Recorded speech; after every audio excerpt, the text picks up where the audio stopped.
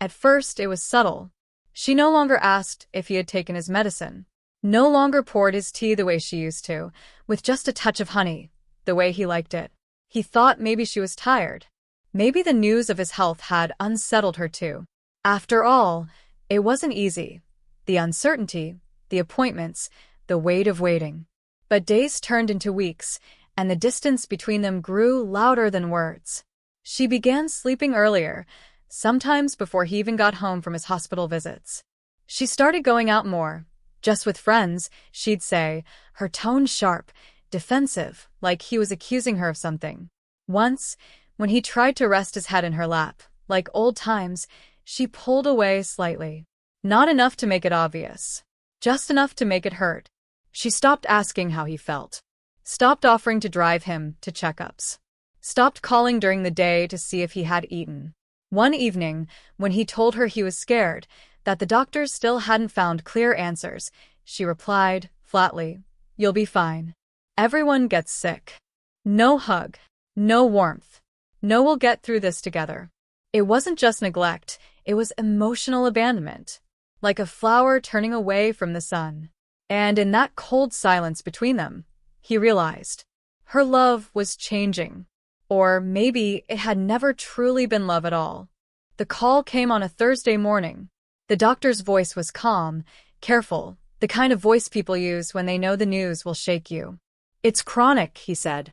"Not immediately life-threatening, but serious.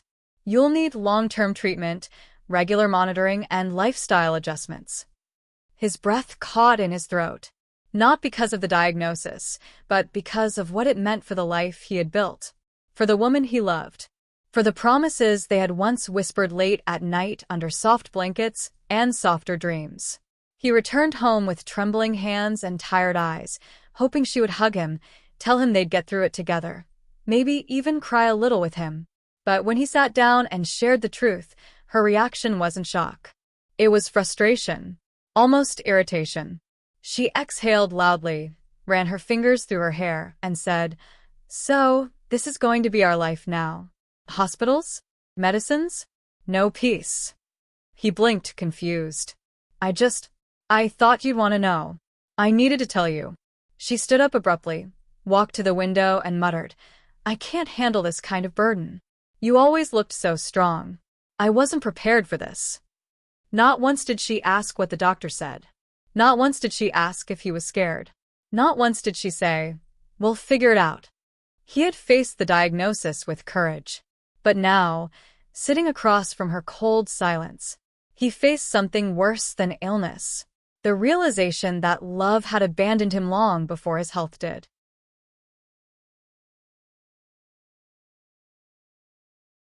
It started on a quiet evening. He coughed, just once, and brushed it off with a sip of warm tea. She looked up from her phone briefly, muttered something about the changing weather, and went back to scrolling. The next morning, he coughed again. This time, harder. His chest felt tight, and there was a strange kind of tiredness in his bones, the kind that sleep didn't fix. Still, he got dressed, went to work, and smiled through it. By the end of the week, the cough hadn't left. Now, it came with shortness of breath and a dull ache in his back. He told her, gently. She nodded, distracted, and said, "Probably nothing. Just take paracetamol." But he knew his body, and something didn't feel right. He made an appointment for tests. She didn't offer to come. At the clinic, the nurse smiled kindly, but the doctor didn't. He ordered scans, blood work, and a follow-up appointment. That night, as he sat on the edge of the bed, staring at the prescription in his hand, he looked at her, laughing at something on her screen, completely untouched by the growing storm inside him. The cough was real. The concern, less so. She didn't take the diagnosis as a challenge to face. She took it as an inconvenience to resent. At first, it was passive remarks over dinner. "You've always been careless with your health, never took your vitamins. You don't walk enough. You sit too much. My uncle had something like this. It ran in his family. Maybe it's your genes." He nodded quietly, too tired to fight, too weary to defend himself. But it didn't stop there. Every conversation became an accusation. every symptom somehow was his fault. She blamed the way he worked late, blamed his stress, his eating habits, his forgetfulness, even his late-night tea. Once, he caught her telling her friend on the phone, "He's always been the weak one in his family. I should have seen it coming." That stung more than any injection, any test result, any diagnosis. Because illness should bring two people closer. But in his case, it made her retreat further, not just in distance but in loyalty. She needed someone to blame. And it was easier to point fingers than to hold his hand. He stopped sharing how he felt. Stopped telling her when the pain was worse or when the medicines made him dizzy. Because every confession only became another line in her growing list of complaints. He was fighting a battle within his body. But the war outside, the one in his home, was lonelier and colder and far more cruel. Though they shared a house, he now slept alone, ate alone, and cried quietly into his pillow. The walls hadn't changed. The furniture still stood where it always had. The bed was still large enough for two. But everything felt smaller now. Colder. She started staying in the guest room, first as a temporary measure, citing his coughing and the need for better sleep. But temporary became permanent without a word. She no longer sat with him at meals. She claimed she had already eaten, or she wasn't hungry, or she was just too tired. So he sat alone at the dining table. The clinking of the spoon against the plate became the only company he had. Sometimes, even the food tasted lonely. In the evenings, she watched TV in the other room, laughing at sitcoms and scrolling through her phone, while he lay curled on his side, staring at the ceiling, listening to his own heartbeat, wondering how it could still sound so full in a house that felt so empty. He tried playing her favorite music once, hoping it would bring her in. She didn't come. He left notes on the fridge. "Don't forget your tea. I got your favorite biscuits." But they remained unanswered, like unread messages in a ghost conversation. Some nights, the pain in his chest wasn't from the illness. It was from the weight of knowing the woman who once kissed his forehead before sleep now avoided eye contact altogether. And so he cried. Not loudly, not dramatically, just softly into the same pillow they once shared. The tears soaked into the fabric, but not a single drop ever reached her heart. He overheard her talking on the phone, laughing, planning outings, living a life he was no longer part of. The door was always slightly ajar, just enough to hear fragments. He never meant to listen. But when silence becomes your only companion, even whispers start to echo. One evening, as he lay on the living room couch, too weak to climb the stairs, he heard her laugh. Not the tired, forced smile she gave him during the day, but a real, glowing laugh, the kind she hadn't shared with him in months. Her voice was light, excited. "Yes, I'm free Saturday." "No, he won't come. He never does anymore." Pause. A giggle. "Well, technically he's sick, but honestly, it's been dragging on forever." Each word dropped like glass. He turned his face into the cushion, pretending to be asleep, but his heart was wide awake and bleeding. He heard more the next night.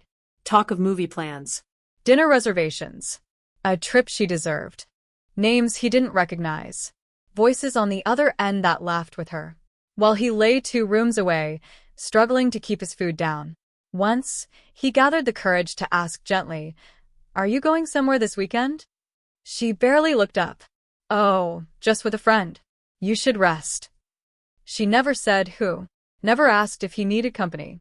He watched her walk out in heels he hadn't seen in months, lipstick perfectly done, leaving behind his medicine, untouched on the table. He realized then, she was building a life outside these walls. And he was just the illness she escaped from, not by running, but by pretending he didn't exist.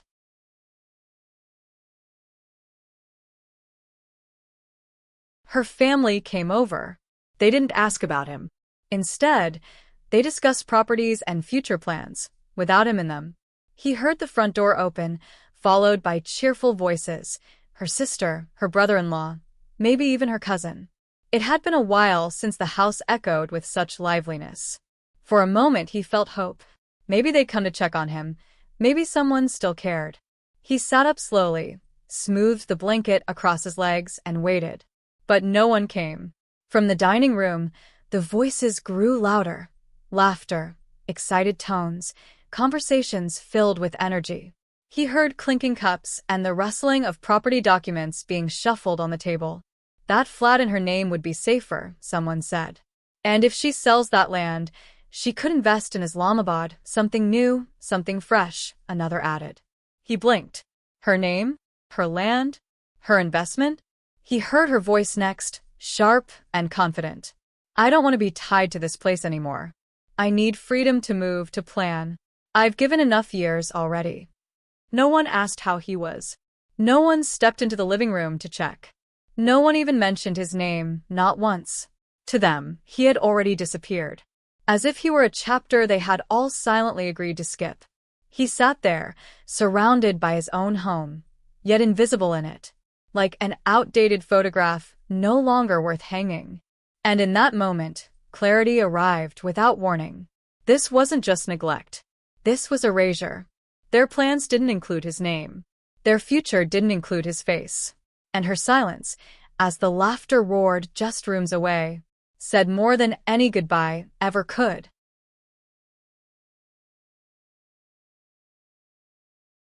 She didn't scream. She didn't panic. She just called someone else, not an ambulance, not family, someone he didn't know. It happened on a Sunday afternoon. The sun poured through the curtains, warm and bright, too bright for the way he felt inside. He had barely eaten in 2 days. The weakness had wrapped around his limbs like chains. Still, he tried to stand. He didn't want to ask for help. He didn't want to bother her. But his legs gave out. His body folded onto the floor with a soft thud, so soft, it felt like even gravity had grown tired of him. His breath came in short gasps. A ringing filled his ears. For a moment, everything blurred. The ceiling, the walls, the pain. Then she walked in. She stood at the doorway, phone in hand, eyes wide. Not with fear, but with hesitation. No rush to his side. No trembling voice calling his name. No urgency to hold his hand, to cradle his head, to say, "I'm here." Instead, she turned away, dialed a number, and said flatly. He fell again. "I don't know what to do. Can you come?" Not 1122. Not his brother. Not even the neighbor he trusted. A man arrived 15 minutes later, someone he didn't recognize. Well-dressed. Calm. Too calm. He helped her lift him onto the couch with careful, practiced hands, as if this wasn't the first time he had been around. They spoke in low voices, as if he couldn't hear. As if he wasn't lying right there, aware, awake, and humiliated. No one looked him in the eye. No one asked how he felt. No one called him by name. And in that quiet, breathless moment, he realized something devastating. Even in crisis, she didn't see him as a husband. Just a problem to pass on. Just a burden. Inch by inch, breath by breath. Strength returned slowly, like a cautious guest at the door. He could sit up again without dizzy spells. He could eat a little more. He started reading, walking short distances, and speaking with more energy in his voice. But something else had changed too, something deeper than his health. His heart, once eager to forgive and overlook, had grown quiet, watchful. He noticed how she smiled more now, but never at him. She moved through the house like it was hers alone, talking loudly on the phone, planning things that no longer included him. There were no questions about his next checkup. No offers to drive him. No joy in his progress. Only relief that he could now take care of himself again. And he realized. She wasn't angry at the illness. She was angry at the inconvenience. She didn't mourn his pain. She mourned the disruption of her comfort. The woman who once called him her whole world had only meant it when he brought home groceries, paid the bills, and made her laugh at dinner. He began to remember the signs he once ignored. How her love always depended on how strong he was. How every gesture of kindness came with conditions.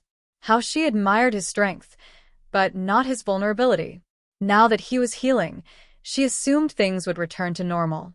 But he knew better. He couldn't go back to being a man who mistook duty for love. because as his body repaired itself, so did his vision. And now he saw clearly. He had never been truly loved. He had only been needed. He packed his bag, left a note, and walked away. His illness was real. Her love wasn't. But now his peace would be. It was early morning, the sky still gray, the world still quiet. He moved slowly, not out of weakness, but with intention. He folded his clothes neatly, packed just enough for a beginning, not a goodbye. There was no dramatic confrontation, no shouting match, no need for one. She was asleep in the next room, unaware, or maybe just uninterested. And that, too, spoke volumes. He placed a single note on the table. "Don't worry. I'm not your burden anymore." He didn't blame her in those words. He didn't write paragraphs. He didn't explain what she already knew in her silence. He stepped outside, breathing an air that somehow felt lighter. For the first time in months, maybe years, the ache in his chest wasn't from pain, but from release. He didn't know exactly where he was going, but he knew what he was leaving behind. A love that couldn't survive his vulnerability. A home that became a house. A woman who stopped holding his hand the moment it started trembling. His illness had been real.